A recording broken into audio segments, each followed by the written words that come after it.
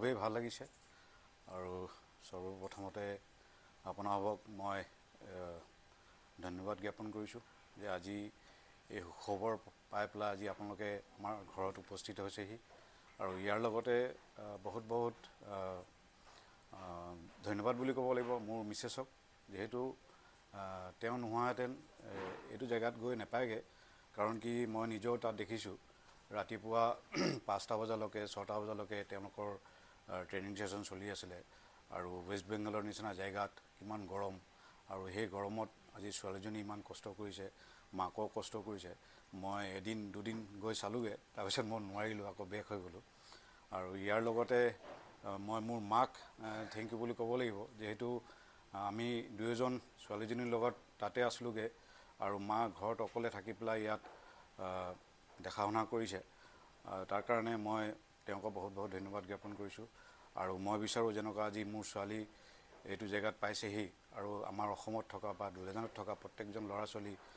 যাতে এনেকুৱা প্ৰগ্ৰামবোৰত পাৰ্টিচিপেট কৰে আৰু আমাৰ অসম বা দুলীয়াজানৰ নামটো উজ্বলাই আনে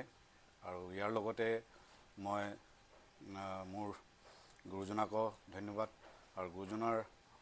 তেওঁৰ আশীৰ্বাদ নথকাহেঁতেন আজি মোৰ ছোৱালী ইয়াত আহি নাপায়হি এইবুলি মই ইয়াতে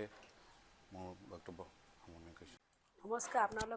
আপোনালোকে যে মোক যে ইয়াত আহি মোৰ ঘৰত ছোৱালীজনী ইমান ভাল এটা প্ৰাইজ পোৱাৰ কাৰণে আপোনালোকে যে আহি আমাৰ খবৰ নিবলৈ আহিছে এইটো কাৰণে অনেক বহুত বহুত ধন্যবাদ তাৰপাছত কথা কি হ'ল একচুৱেলি হাজাৰ হাজাৰ জাগাত মানে ৱেষ্ট বেংগলত ইমানেই অডিশ্যন হৈছে হাজাৰ হাজাৰ বাচ্চা অডিশ্যন দিছে তাৰ মাজত অকল 70 বাচ্চা ইহঁতে ল'লে গ্ৰুমিঙৰ কাৰণে গ্ৰুমিঙত ছাটাই কৰি 27 মান আছিলে তাৰ মাজত মোৰ ছোৱালী মানে চেম্পিয়ন অফ চেম্পিয়ন পালে সেইটো কাৰণে মোৰ ভাগ্যৰ কথা এইটো ভগৱন্তৰ সাথ নহ'লে নহয় আৰু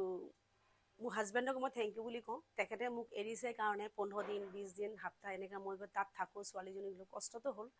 আৰু তাতকৈ বেছি মই দীপক ছাৰক থেংক ইউ ক'বলৈ বিচাৰিছোঁ ষ্টাৰ জলছাৰ যি ডাইৰেক্টৰ আছিলে তেখেতক থেংক ইউ এনে এখন প্লেটফৰ্ম দিবৰ কাৰণে একচুৱেলি মোৰ সপোন আছিলে মই যাব পৰা নাই মোৰ একচুৱেলি মিউজিক স্কুল আছে মোৰ ছোৱালী 2 বছৰৰ পৰা মোৰ ওচৰত শিকিছিলে কথক ডান্স কৰে তাই কিন্তু দেখিছোঁ হিপ হপটো তাৰ বেছি ইণ্টাৰেষ্ট তাৰপাছত মই দেৱাশিষৰ ওচৰত দিলোঁ কৰোণাৰ কাৰণে দেৱাশিষ বন্ধ কৰি দিলে 2 বছৰ 3 বছৰ এনে গ'ল তাৰপাছত ৰূপম ছাৰক দিলোঁ 4 মাহ 5 মাহ তাৰপাছত মই আপুনি নিজেই মডাৰ্ণ ডান্সো খুলিলোঁ ছোৱালীৰ কাৰণেহে খুলিলোঁ বেলেগ টিচাৰ আহি শিকালে তাৰপাছত আকৌ নয়না মেম আৰু ৰঞ্জিত ছাৰ শিকালে তো ইহঁতৰ ইমান নিজৰ ল'ৰা ছোৱালীৰ নিচিনা শিকালে কাৰণে ছোৱালীজনী আজি ইমান আগত বাঢ়িব পাৰিছে তাত গৈ পেলাই আকৌ যিটো কোৰিঅ'গ্ৰাফ পালে তেওঁৰ এছিষ্টেণ্ট 3জনী আছিলে ছাৰৰ নাম আছিলে প্ৰদীপ দত্ত আৰু ছাৰৰ এছিষ্টেণ্ট সুকৰ্ণা শিশিৰ কৌশিক ছাৰ আৰু ইহঁতে মানে নিজৰ ল'ৰা ছোৱালীৰ নিচিনা গোটেই ৰাতি প্ৰেক্টিছ কৰে মানে ৰাতি সন্ধিয়া 6টা বজাৰ পৰা ৰাতিপুৱা 6টা 7টালৈকে তাৰপাছত 11টাৰ পৰা শ্বুট থাকেই 10টা বজাত ভিজিটিং সময়টো থাকে তথাপি যে বাচ্চা মানে এটা বস্তু ইহঁতক দেখি শিকিছোঁ আমি এইটো সময়ত যে ইমান হেৰি নাপালোঁ ইহঁতে গোটেই ৰাতি প্ৰেক্টিছ কৰাৰ পাছত ৰাতিপুৱা আকৌ একদম প্ৰেক্টিছ মানে হেৰি কাৰণে শ্বুটিঙৰ কাৰণে ৰেডি হৈ যায় তো সেইটো কাৰণে ছাৰহঁতক ধন্যবাদ যে আজি তেখেতসকলে এনেকুৱাকৈ মোৰ ছোৱালীজনী ছাপোৰ্ট কৰাৰ কাৰণে বা ইমান নিজৰ ল'ৰা ছোৱালীৰ নিচিনা শিকোৱাৰ কাৰণে আজি ছোৱালীজনী এই জায়গাটো পালে আৰু মই নেক্সট ট্ৰাই কৰি আছোঁ মুম্বাইত লৈ যাবলৈ এতিয়া আপোনালোকৰ আশীৰ্বাদ ভগৱন্তৰ আশীৰ্বাদ থাকিলে মই লৈ যাম বুলি ভাবিছোঁ ধন্যবাদ দেৱ মই আছাম দুলীয়াজান ইন্দ্ৰপুৰীত থাকোঁ মই কেন্দ্ৰীয় বিদ্যালয়ত পঢ়োঁ ক্লাছ 5 মই 10+ মই 3 ইয়াৰ্ছৰ পৰা ডান্স শিকি আছোঁ মই West Bengal Kolkata dance Bangla superstar share হৈছোঁ ভাল লাগি আছে মোৰ ডান্স টিচাৰৰ নাম ৰঞ্জিত ছাৰ আৰু নয়না মেম শিকিছিলোঁ দেৱাশিষ ডান্স ষ্টুডিঅ'ত আৰু তাৰপিছত মই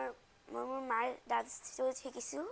তাৰপিছত মই এতিয়া ৰঞ্জিত ছাৰ নয়না মেম ওচৰত শিকি আছোঁ আৰু এতিয়া গ্ৰুমিঙৰ টাইমত 70 আছিলে আৰু এতিয়া 27ৰ মাজত মই বেষ্ট অফ দ্য বেষ্ট হৈছোঁ যিকোনো খবৰৰ বাবে যোগাযোগ কৰক আমাৰ এই নম্বৰত 9181 307 221